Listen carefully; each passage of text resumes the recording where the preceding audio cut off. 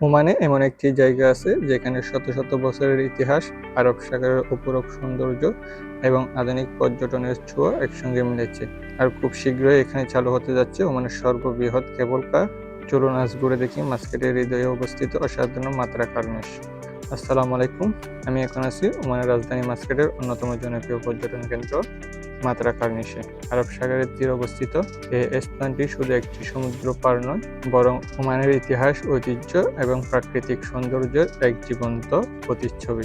মাত্রা ছিল ওমানের অন্যতম প্রাচীন সমুদ্র বন্দর। শত শত বছর আগে আরব, ভারত, আফ্রিকা ও ইউরোপ ব্যবসায়ীরা এই বন্দর ব্যবহার করতেন। সেই ইতিহাস আজও এই এলাকার পরিবেশে অনুভব করা যায়। কার্নিশ ধরে হাঁটলে এক পাশে চোখে পড়বে নীল সমুদ্রের ঢেউ, আর অন্য পাশে পাহাড় ঘেরা সাদা রঙের ভবন, ঐতিহ্যবাহী স্থাপনা।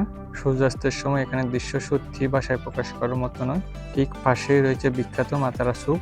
এটি ওমানের অন্যতম প্রাচীন ঐতিহ্যবাহী বাজার। এখানে ধূপ, আতর, রূপার অলংকার, হস্তশিল্প, কাপড় এবং নানা ধরনের স্মারক জিনিস পাওয়া যায়। তাই দেশি বিদেশি পর্যটকদের কাছে এটি অত্যন্ত জনপ্রিয়। পাহাড়ের উপর অবস্থিত মাতারা ফোর্ট থেকে পুরো কার্নিশ সমুদ্র এবং মাস্কেট শহরের দারুণ দৃশ্য দেখা যায়।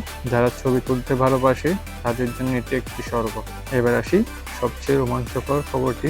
ওমান সরকার আধুনিক পর্যটন ব্যবস্থার অংশ হিসেবে মাতারা কেবল কার প্রকল্প বাস্তবায়ন করছে। প্রায় 3 কিলোমিটার দীর্ঘ এই কেবল কার চালু হলে এটি হবে ওমানের অন্যতম বৃহৎ এবং আধুনিক কেবল কার ব্যবস্থা। এটি মাতারা কার্নিশের রিয়াম পার্ক এবং হায়া আল ওয়ার্থ এলাকাকে সংযুক্ত করবে। আকাশপথে ভ্রমণের সময় একসঙ্গে দেখা যাবে আরব সাগর, পাহাড়, মাতারা বন্দর এবং পুরো মাস্কেট শহরের মনোমুগ্ধকর দৃশ্য। এটি ওমানের পর্যটন খাতে নতুন এক অধ্যায় সূচনা করবে। দিনের সৌন্দর্য যেমন মুগ্ধ করে, তেমন রাতের আলো মাতারা কার্নিশ যেন আরও প্রাণবন্ত হয়ে ওঠে। সমুদ্রের শীতল বাতাস, আলোকসজ্জা আর শান্ত পরিবেশ, সব মিলিয়ে এটি এমন একটি জায়গা যেখানে বারবার ফিরে আসতে ইচ্ছে করে। ওমানের অজানা ইতিহাস, সুন্দর সুন্দর পর্যটন স্থান এবং প্রবাস জীবনের নিয়মিত ভিডিও দেখতে আমার পেজটি সাবস্ক্রাইব করতে ভুলবেন না।